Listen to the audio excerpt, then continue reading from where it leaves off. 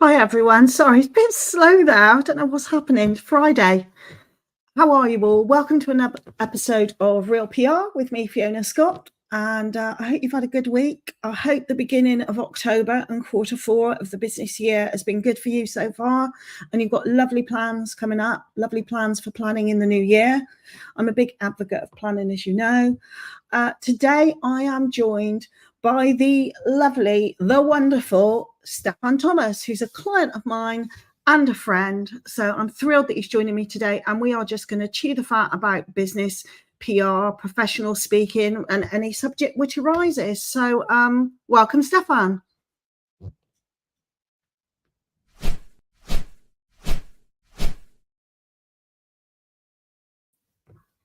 There we go. I'm here now. I got confused then. This is so amazing and technical, but it's lovely to be here. I'm so sorry. I can't hear anything at all. Can you hear me, Steph? I can hear you perfectly.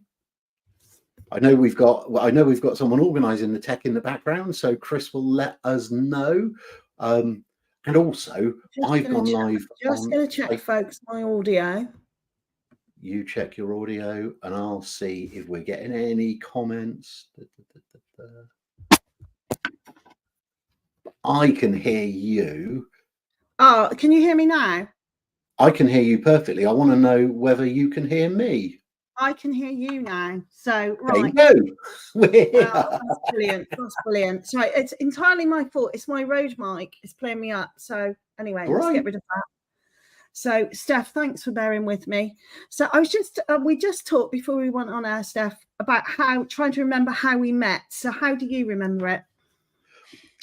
I was working as a waitress in a cocktail bar is the only appropriate response to that on a Friday, isn't it? We met at a networking event, didn't we? We met at 4 Networking, and I think it was 4 Networking in Shrivenham. That's what I remember.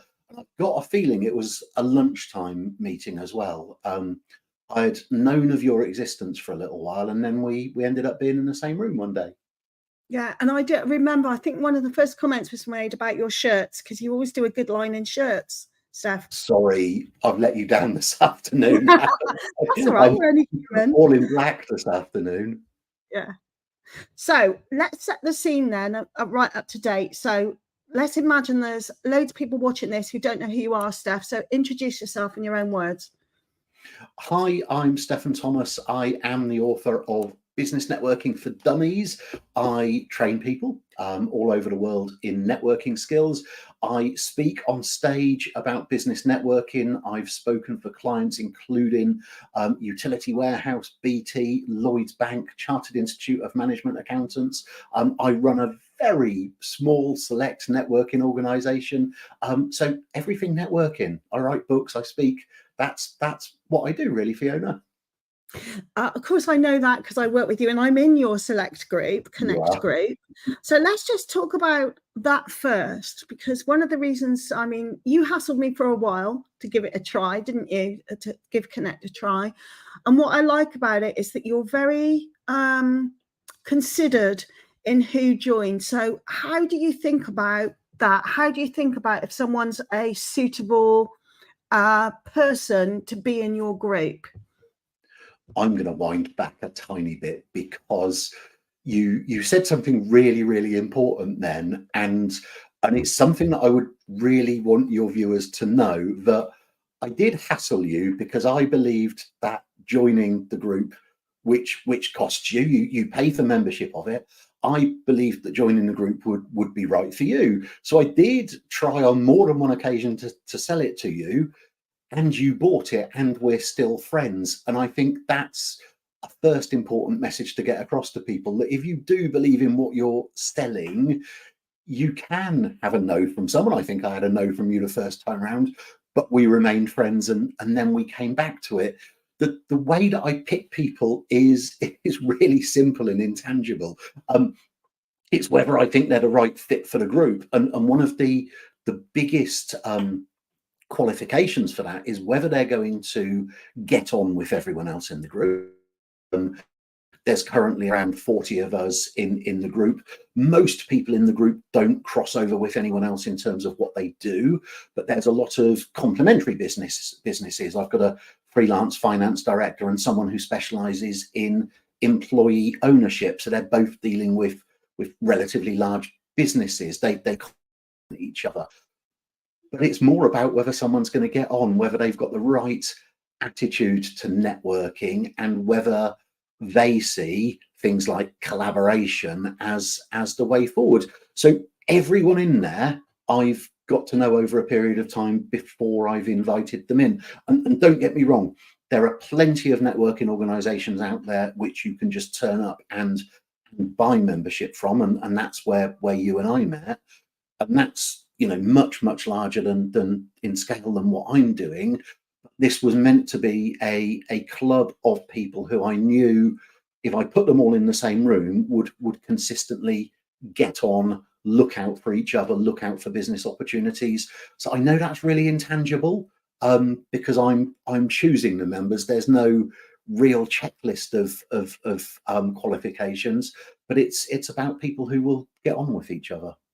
Yeah, and you did make a good point about selling, but actually I didn't feel ever that I was being sold to. Do you know what I mean with you? Which is great. I felt like you were giving me the opportunity to buy from you at a point where it worked for me. Because I'm pretty sure the first time you did it, I thought, kind of want to see how it goes. I was networking in a lot of other places. And I kind of wanted to see how it goes. And as soon as I joined and committed, I was all in. That kind of what I'm like. Yeah, I think that's what it should be like. I was talking to someone the other day who talks about, he's selling a service, but he was talking about giving people the opportunity to work with him. And he said, when I go out and see clients, it's just right. They see that I'm the right person to work with them. And I think I think when you believe in your service and you sell it to the right people who you really believe will get value from it, it's not about selling then, is it? It's about, I've got this, I know you're going to get value out of it, and whether someone says yes, go ahead, or no, don't go ahead, we can still be friends afterwards, because the whole relationship has been conducted in the right way, in my opinion. I've come to you because I believe this is a win-win. You buy this, you pay me, so I get some money, you get a lot of value out of it. That to me is a real in business to business service operations, that's how it should feel, really. Yeah, I agree. And I wanted to ask you now, why do you think, Steph, it took quite a while from you writing Business Networking for Dummies to you creating your own network group that is a Stefan thing? Talk to us about that. Yeah, I mean, that's a really simple answer. I mean, I wrote Business Networking for Dummies, and I was a full-time director of For Networking at the time. It says so on the front. Then I wrote Instant Networking, and at that point, I made the decision around 2015 to step away from For Networking. And I waited years and years. We didn't have a non-compete agreement when I left For Networking or anything like that, but just out of respect for the organization and the management, I waited for years and years until I launched my own thing, so that I was far away from them, so that it wasn't about me competing or anything like that. And we're two very separate organizations, but that was why I waited so long. What's right is right, and I waited until it felt like the time was right for me to launch something, and far enough away from when I'd been a director of someone else's networking company. So that's why I waited. Unless I'm going to throw some words at you now, because I always find this is a really useful way to get people talking about all the different aspects of what they do. One of the things you do is professional speaking. Yeah. I'm going to paint a picture for you. It's a real picture.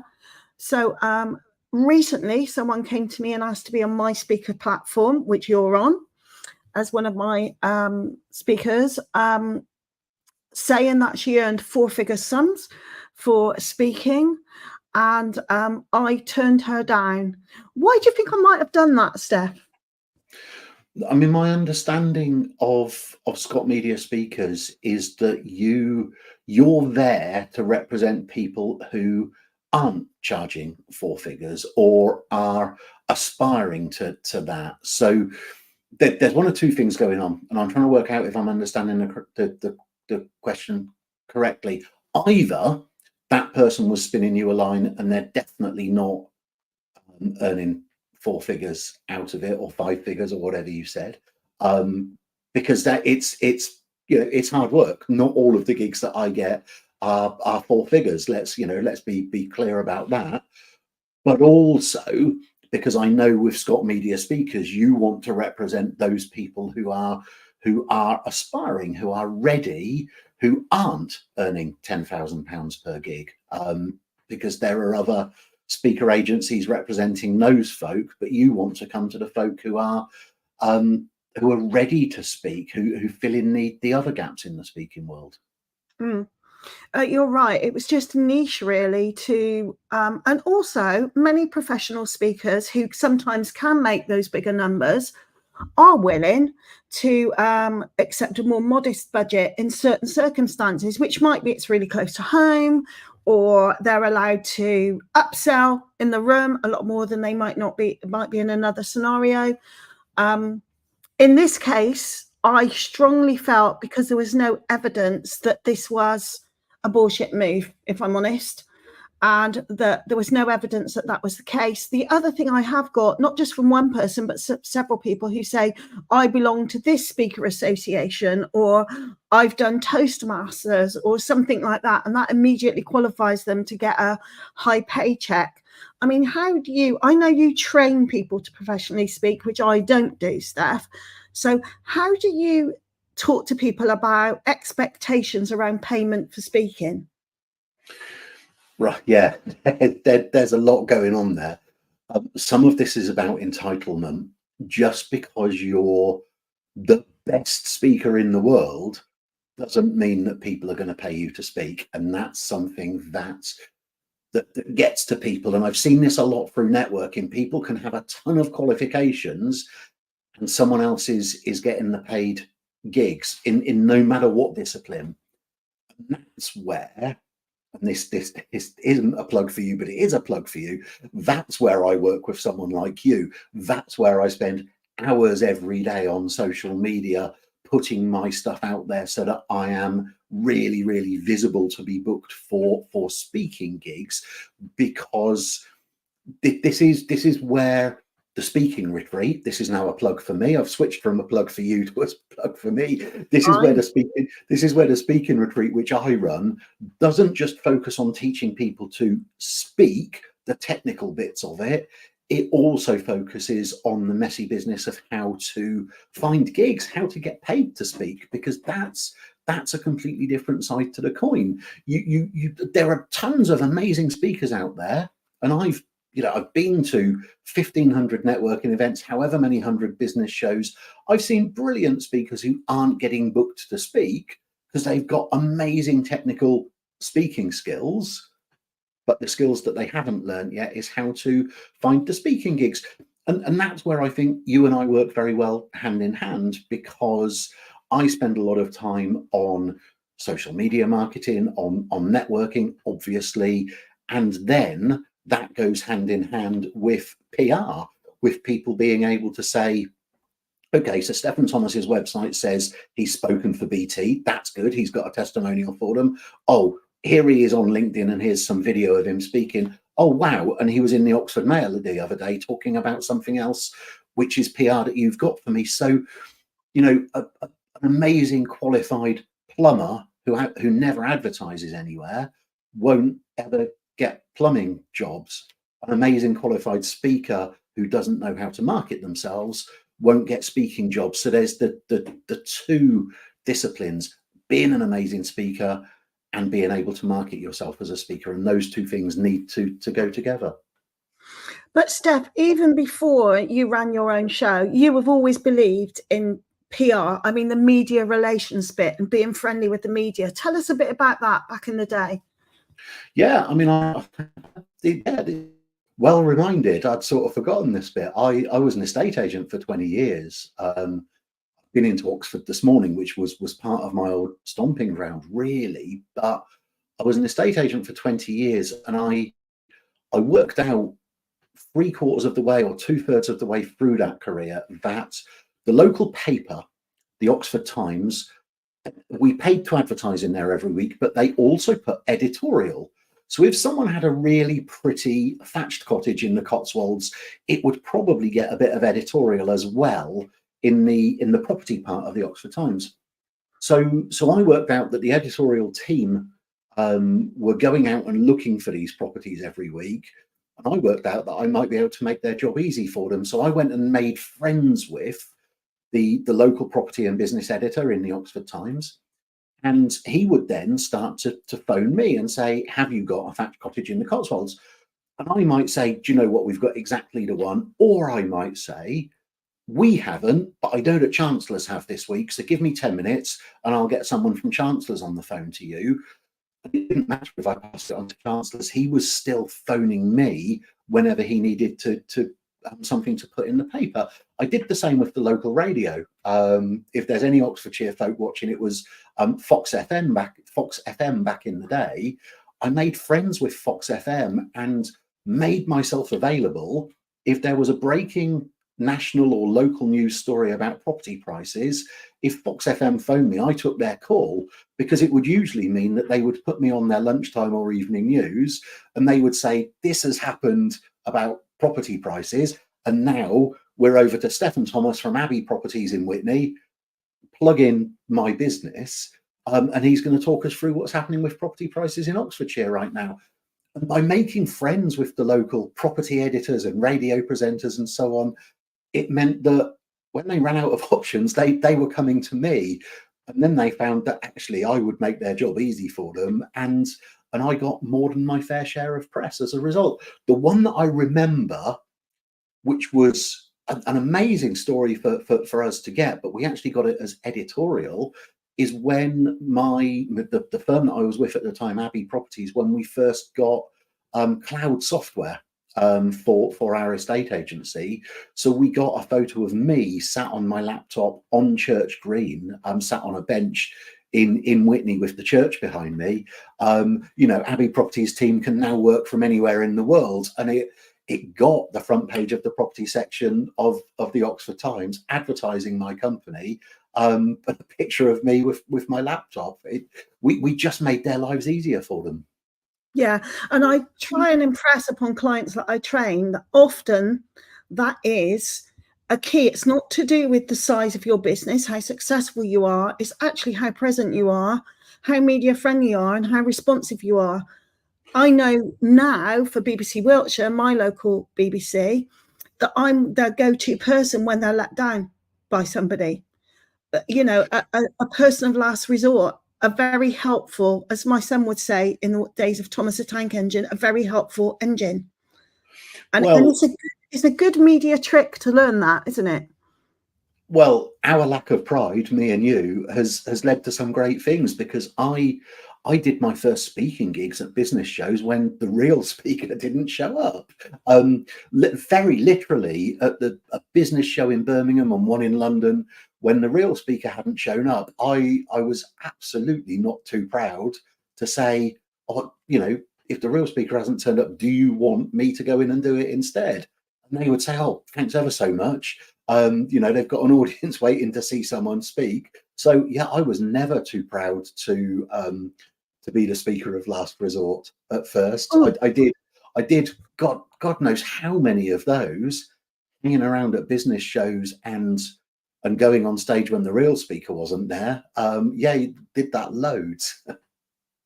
Now, we've recently sent out a story, Steph, that you are going to be the speaker at Loo of the Year.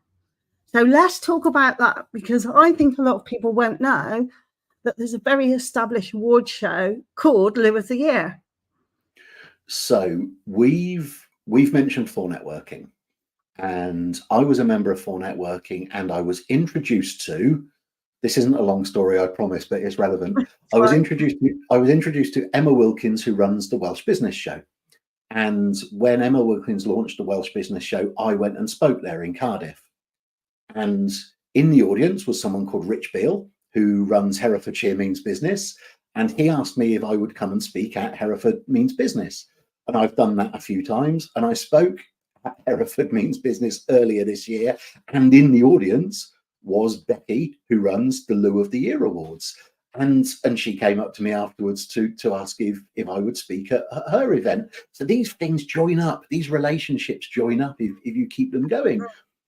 The Loo of the Year Awards, and I've been paid to speak there. It's a proper speaking gig for me, is 37 years old.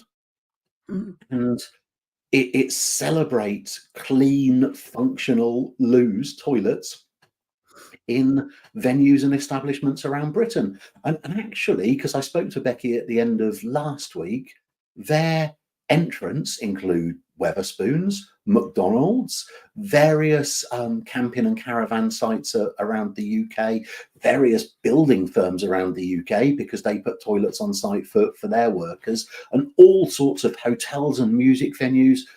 And they're 37 years into doing this, and of course they've got a team of people across the country who people enter the competition and they go out and randomly inspect their toilets, just turn up one day and mark them, and then they create this amazing map of where are the best toilets in the UK. And as bizarre as it sounds, and you're going to ask me, I know you're going to ask me the reason in a second. When I organise business events and networking events, having a decent set of toilets is really important to me personally. When I turn up to speak at a venue, the first thing that I do is scout where the toilets are in relation to where I'm speaking. So this sort of thing's important, and having decent toilets can set a venue apart. And actually, you and I are at an awards event next Friday night. Awards events are fun as well. So the Loo of the Year Awards, I'm looking forward to that in January, and I'm going to be their keynote speaker. I know, and now that I've learned, I mean, they categorise, they mark on over 100 criteria, I think it is, for each loos. But if you think about it, we all need a loo. Yeah. And we remember a place that's got fantastic loos, and we certainly remember if they've got dreadful loos. Yeah. You know, so. I work with someone who is a wheelchair user, and I've now become very au fait with, have they got disabled and accessible loos? And if they have, are they actually using it as a loo, or is it being used as a storeroom, which I've got to clear out before someone can use the loo? It's such a basic thing. But you have a very personal reason, don't you, why loos are super, super important for you, if you'd like to share. Yeah, of course I would. I mean, I'm absolutely thrilled that the charity chosen by the Loo of the Year Awards this year is Crohn's and Colitis UK, because I've had ulcerative colitis for about 30 years now, or at least I was diagnosed about 30 years ago. And ulcerative colitis is one of the inflammatory bowel diseases, along with Crohn's, the other one that people have often heard of. And it means when my disease is active that when I need to go to the toilet, I need to go to the toilet then, not in 10 minutes time. And therefore, that's why I scout out where the toilets are around where I'm speaking, and particularly the accessible disabled toilets. I am one of those people who comes out of a disabled toilet sometimes, and people tell me that I don't look disabled. Ulcerative colitis means that I need an accessible disabled toilet every so often. If people ask me why, and I won't do this to your viewers this afternoon, if anyone is rude enough to ask me why I need a disabled toilet because I don't look disabled, I will tell them in great detail and very loudly in the middle of a talk And I've done that to people before.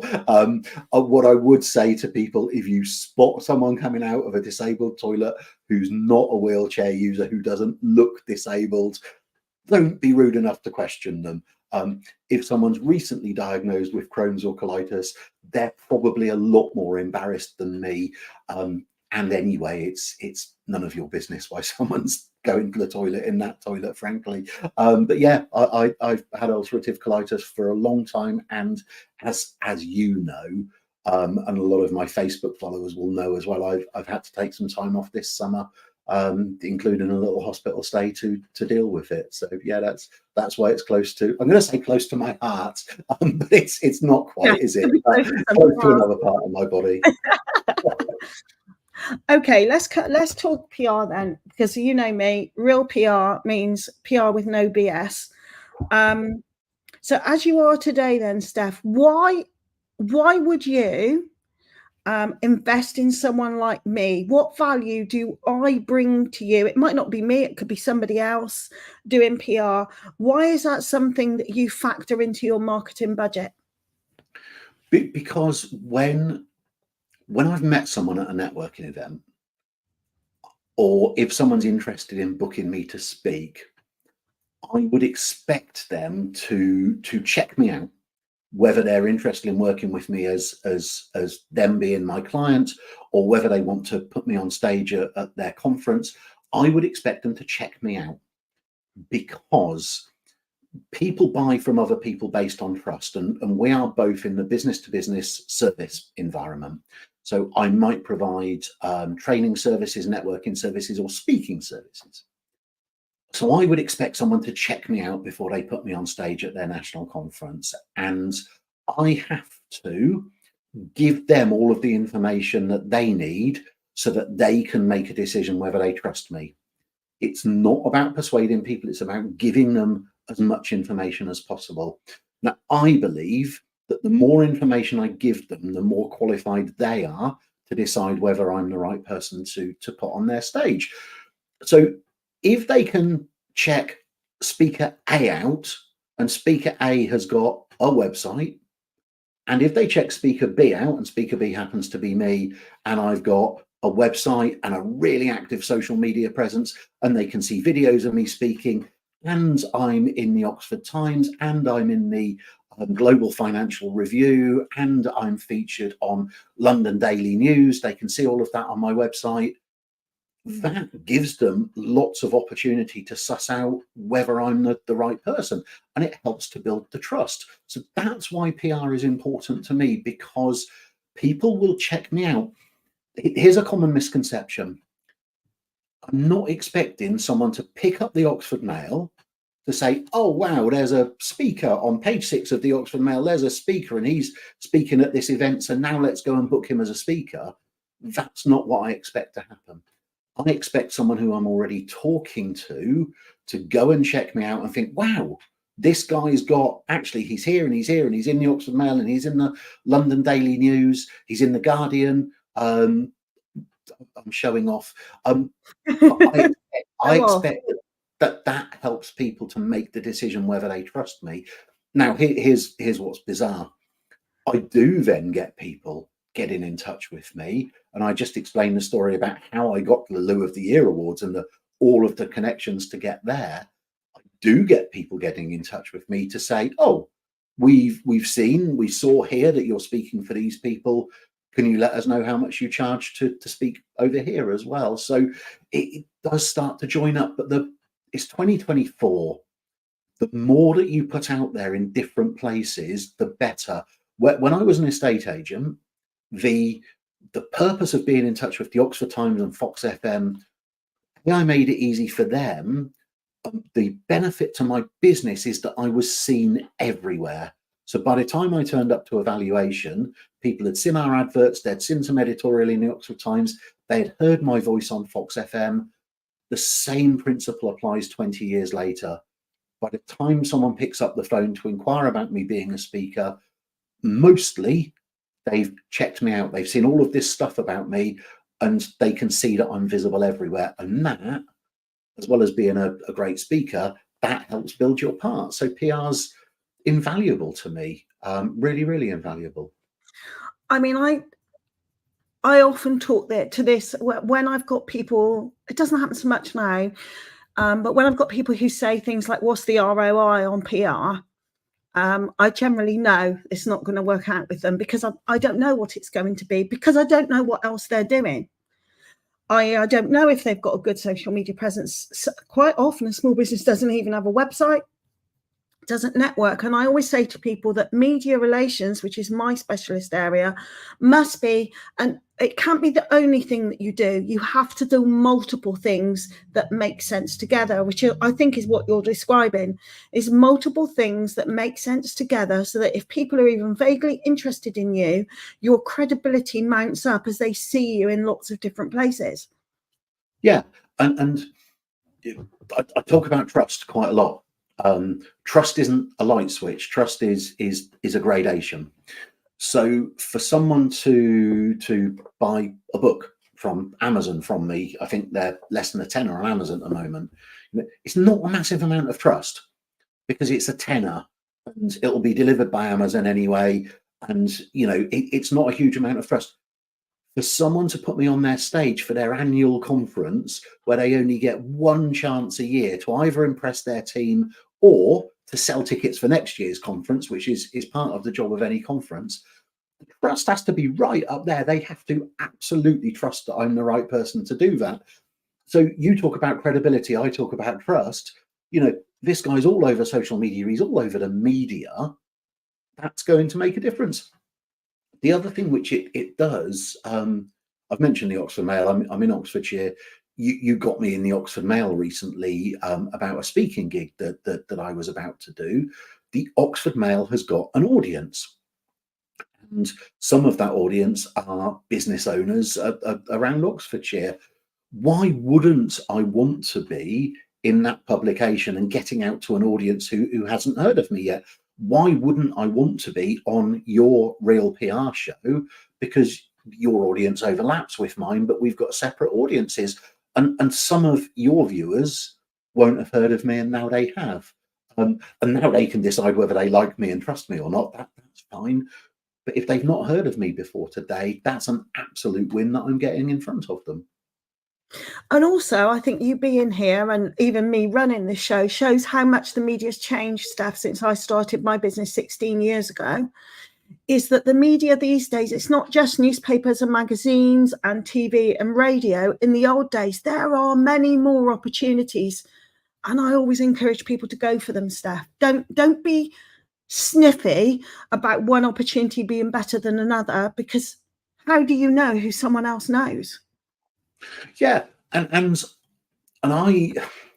I spoke at over 400 networking events for free before anyone ever asked me how much I would charge to speak. And sometimes those networking events would have 30 to 40 people there. Sometimes they would have 8. I think my smallest actual audience ever was 3 people. And once I had 0 people, but 3 people I've worked with. People get sniffy about these things, but I spoke at an event in Surrey in front of 7 people. One of those people ran another networking organization which has employed me several times to speak, and someone from their organization had a firm of architects who got me in to do some sales training. So people get sniffy about these things, but it's not about how many people are in the audience ever. One person can make a difference. That's what I've always kept in my head. Brilliant. Now, Steph, you have kindly agreed to be one of my experts at my No BS Media Summit in February, and Yes.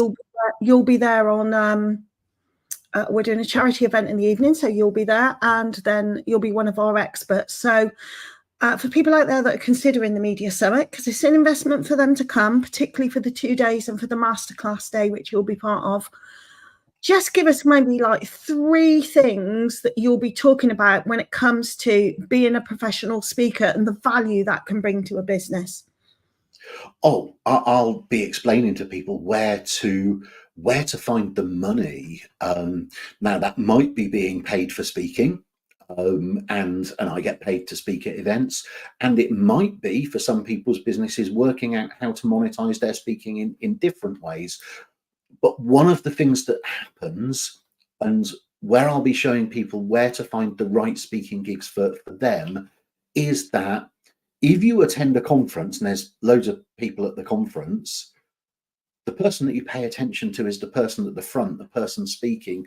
No matter what, that raises their visibility, their credibility in front of the audience. And you, dear viewer, can be that person. You can be the person who's at the front of the room, speaking at conferences, speaking at business shows, and I'll be explaining people how to find those opportunities, because that, to me, like I say, loads of people know how to speak, and brilliant organizations like Toastmasters, like Professional Speakers Association, show people how to do exactly that. Finding stages to put people on, that's where people struggle. So that's what I'll be talking through, how to find the right stages for people to go and speak. And Steph, there are, some people can have a really skewed vision of speaking and when they should speak and when they should ask for money and when they shouldn't, and fees and things like that. I get this all the time. Just what are some red flags, maybe a couple of red flags that people should avoid if they're thinking of professionally speaking or employing a professional speaker at an event? What are some no-nos? If you're thinking of employing a professional speaker, and this isn't just an ad for me, but I've seen people fall foul of this, ideally see them speak live. Check out videos. How many videos have they got on their YouTube channel, on their LinkedIn? How many videos are there of them actually speaking? That doesn't say you can't be a brand new speaker. Anyone who's a brand new speaker, actually, who's not spoken on stage, can still film themselves at any event on their phone. They can put a tripod up at a networking event and film themselves speaking. Check out any speaker you're about to book. I spoke one year and one of the speakers hadn't been checked out and they weren't right for that stage. It was a big stage, quite a lot of people in the audience. Check out the speaker that you're about to book. It's 2024. If they have spoken for lots of places before, there really should be video of them speaking out there. So go and check it out. If you're looking for speaking gigs, there's a couple of things. If you are offered a fee, I ask for my fee to be paid up front, because I block out the time in my diary.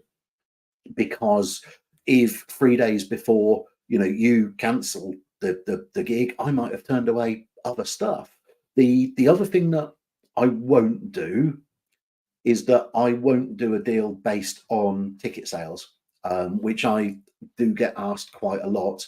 Let's get you booked in. We'll start publicizing it, and we'll either pay you a percentage of ticket sales, or as soon as we've sold enough tickets, we'll pay you. That's me taking the risk of whether you sell enough tickets, and I've been around events for long enough, so have you, so has the amazing Debbie Gilbert, who we'll be seeing next week. We've been around events for long enough to know that sometimes they're a bit more difficult to sell tickets for than people give it credit for. So I can't take other people's risks. The people who approach me with that are usually people who I don't know. I can't take that risk whether you sell enough tickets. Frankly, that has to be, paying the speaker has to be built into your business plan. So that's a red flag for me. If people are expecting me not to be paid until after the event, because that levels all of the risk of the organizer cancelling at my door and not their door, and that's a huge red flag for me. I totally agree. Actually, that promise of jam tomorrow replicates across several areas of business as well, doesn't it, Steph? Quite often in PR, I'll get things, well, you help me publicize this, and when I make money, I'll pay you, or you help me publicize this and work on this, the lighter side, if you like. That's how people sometimes see it. And I'll give you shares in the company. And jam tomorrow, don't pay my bills today. So I always say no.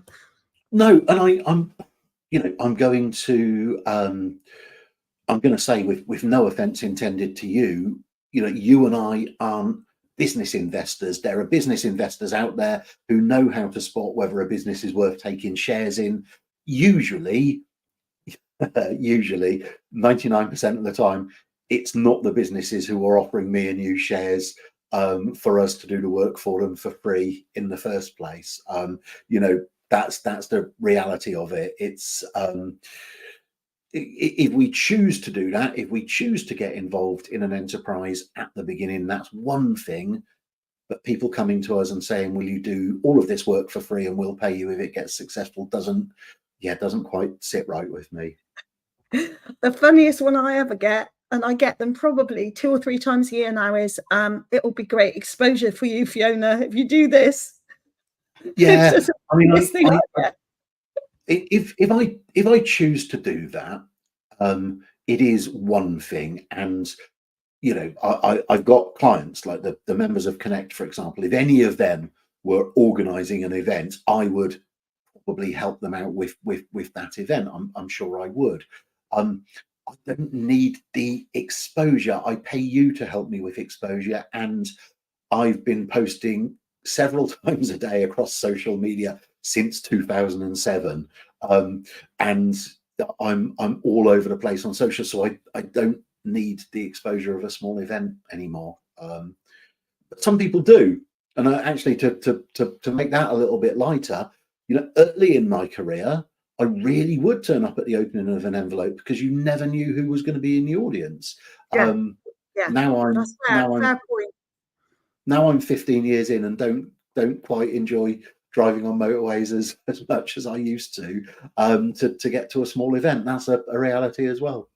Yeah, absolutely. I would say probably for the first couple of years, certainly in my case, because I had no business acumen whatsoever, showing up at freebie events, giving my time for free was critical to just starting to grow your own brand. It's critical to it. But there is a point where it changes, isn't there, Steph, where you suddenly realise you're having too many coffees, too many meetings, because you have got paying clients and they have to come first. Yeah, and having taken a bit of time off in the summer, my diary for the next month or so is really, really busy, because I've got lots of people who I've got to catch up with, and things that were put off in the summer, which I'm now doing in the autumn. And I do have people saying, "Oh, I just want a bit of advice. Can we have a chat?"